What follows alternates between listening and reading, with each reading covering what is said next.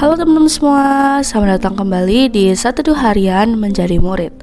Nah, kalau kita kapan itu bahas keluaran 22 dari ayat 1 sampai 17, hari ini kita akan lanjutin ke ayat 18 sampai 20-nya nih teman-teman. Hari ini kita akan membahas tentang peraturan tentang dosa yang keji.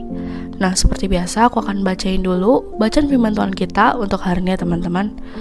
Keluaran 22 ayat 18 sampai 20. Peraturan tentang dosa yang keji. Seorang ahli sihir perempuan janganlah engkau biarkan hidup. Siapapun yang tidur dengan seekor binatang, pastilah ia dihukum mati. Siapa yang mempersembahkan korban kepada Allah kecuali kepada Tuhan sendiri, haruslah ia ditumpas. Ya demikian teman-teman, bacaan firman Tuhan kita untuk hari ini.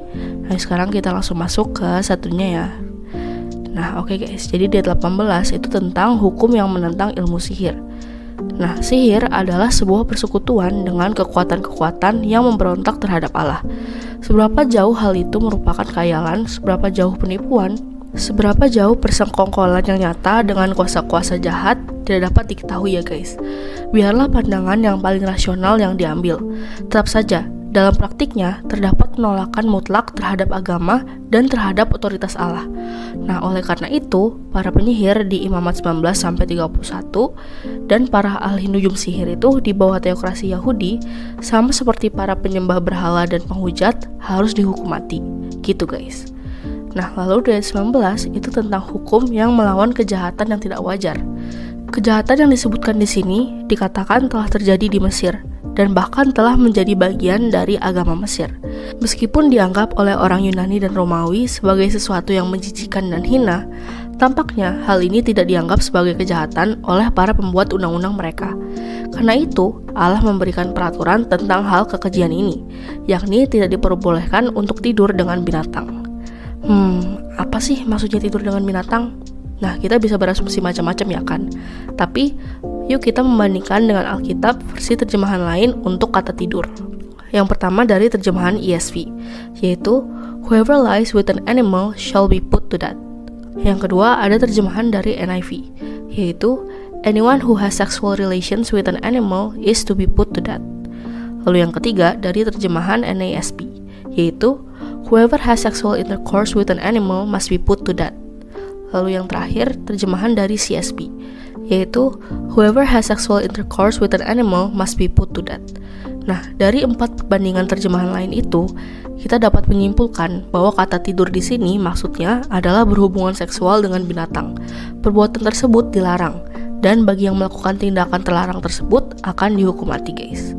Nah, lalu di 20 itu tentang hukum yang melarang pengorbanan kepada Allah-Allah palsu. Pengorbanan adalah tindakan ibadah yang paling utama ya guys. Dan mempersembahkan korban kepada Allah palsu berarti meninggalkan Allah yang benar. Nah, di bawah pemerintahan teokrasi, hal ini adalah pemberontakan dan seharusnya dihukum dengan hukuman mati. Nah, di negara-negara biasa, hal ini bukan merupakan pelanggaran sipil dan akan diserahkan kepada penghakiman terakhir dari Yang Maha Kuasa. Jadi benar-benar dihancurkan. Secara harfiah dikhususkan, tetapi dengan arti dikhususkan untuk kehancuran.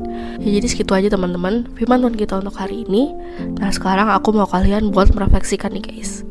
Nah, hari ini kita belajar dari hukum yang diberikan untuk mengatur tindakan yang tidak diperkenan Allah, yaitu tentang sihir, seksualitas yang menyimpang, dan juga ibadah. Dengan aturan ini, diharapkan bangsa Israel tahu apa yang Allah mau dan mau tunduk pada otoritas Allah. Nah, jadi yuk kita belajar untuk taat dari hal-hal kecil sehari lepas hari dan berjalan bersama Tuhan.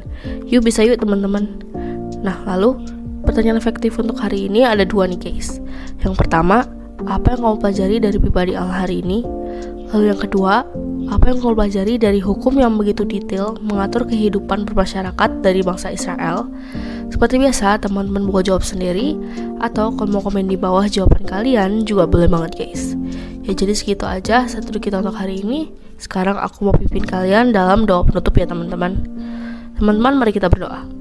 Tuhan, tolonglah aku untuk hidup menyenangkan hatimu. Terima kasih Tuhan, hanya di dalam namamu kami berdoa. Amin.